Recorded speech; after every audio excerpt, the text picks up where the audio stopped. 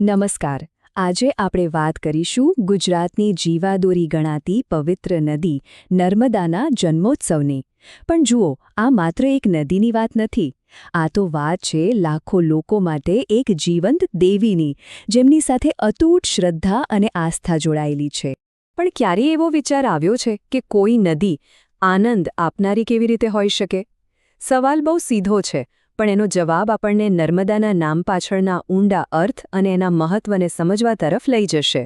તો ચાલો, સૌથી પહેલાં એમના નામમાં જે સુંદર અર્થ છુપાયેલો છે ને એને જ સમજીએ. કારણ કે એમની સાચી ઓળખ તો એમના નામથી જ શરૂ થાય છે. જુઓ, નર્મદા શબ્દ પોતે જ કેટલો મજાનો છે. એમાં નર્મનો અર્થ થાય છે આનંદ, અને દા એટલે આપનારી, એટલે કે નર્મદા, જે આનંદ આપે છે.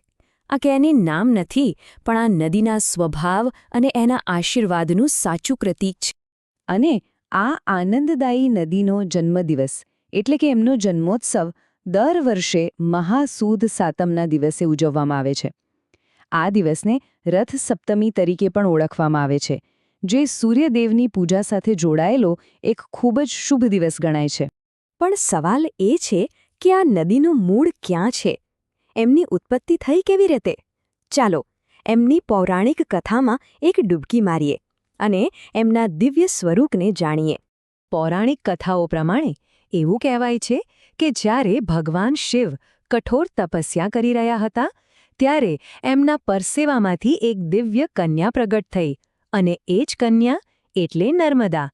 આ વાત એમના ઉદ્ગમની પવિત્રતા અને શિવજી સાથેના એમના અતૂટ સંબંધને દર્શાવે છે. અને બસ આ જ કારણ છે કે નર્મદાને ખૂબ ગૌરવ સાથે શિવપુત્રી પણ કહેવામાં આવે છે. શિવની પોતાની પુત્રી. આ નામ જ એમની દૈવી ઓળખ અને શક્તિનો પુરાવો છે. પણ નર્મદા નદીમાં એવું તો શું છે કે લાખો શ્રદ્ધાળુઓ એમના દર્શન માટે આટલા ખેંચાઈ આવે છે? ચાલો, એમની પાછળ રહેલી આધ્યાત્મિક શક્તિ અને માન્યતાઓને પણ સમજીએ. એક બહુ જ પ્રચલિત માન્યતા છે કે ગંગા નદીમાં સ્નાન કરવાથી જે પુણ્ય મળે ને, એટલું જ પુણ્ય નર્મદા મૈયાના ફક્ત દર્શન કરવાથી મળી જાય છે. એટલે જ એમના દર્શનનું આટલું અનોખું મહત્વ છે. અને નર્મદાની સૌથી મોટી વિશેષતા એ છે કે એ ભારતની એકમાત્ર એવી નદી છે જેની પરિક્રમા કરવામાં આવે છે. મતલબ કે એમના કિનારે કિનારે આખી પ્રદક્ષિણા કરવામાં આવે છે.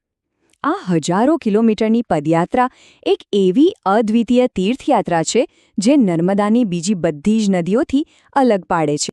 તો આટલી ઊંડી શ્રદ્ધા અને આસ્થાને લોકો ઉજવે છે કેવી રીતે? ચાલો હવે નર્મદા જયંતીની જે ભવ્ય ઉજવણી થાય છે એના રંગોમાં ડૂબકી મારીએ.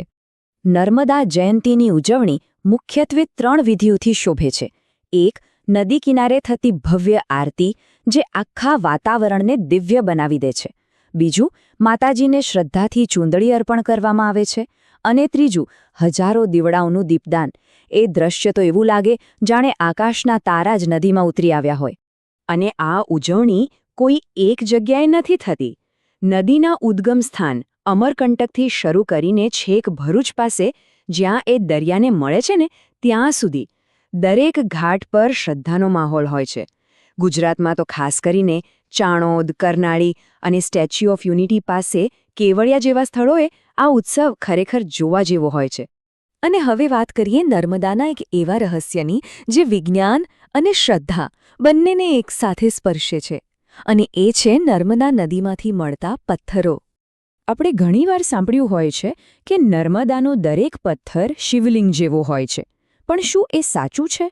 અને જો હા, તો આવું કેમ બને છે? આની પાછળનું કારણ શું હોઈ શકે? આનો જવાબ શ્રદ્ધા અને વિજ્ઞાન બંને પાસે છે. શ્રદ્ધા એવું કહે છે કે નર્મદાનો દરેક પથ્થર સ્વયંભૂ શિવલિંગ છે, એટલે એમને પ્રાણ પ્રતિષ્ઠાની પણ જરૂર નથી.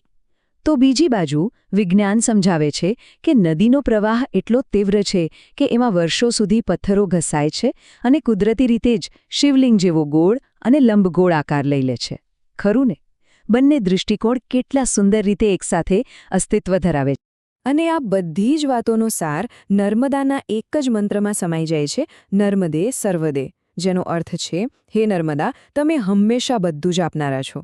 આ એક જ મંત્ર એમના કલ્યાણકારી સ્વભાવને બતાવે છે. તો ચાલો આ વાતને આપણે એક સુંદર પ્રાર્થના સાથે પૂરી કરીએ. ત્વદીયપાદ પંકજમ નમામી દેવી નર્મદે, જેનો અર્થ છે, હે દેવી નર્મદા, હું તમારા ચરણ કમળોમાં વંદન કરું છું. આ પ્રાર્થના આપણને નદી પ્રત્યે કૃતજ્ઞતા અને શાંતિના ભાવ સાથે છોડી જાય છે. નર્મદે હર.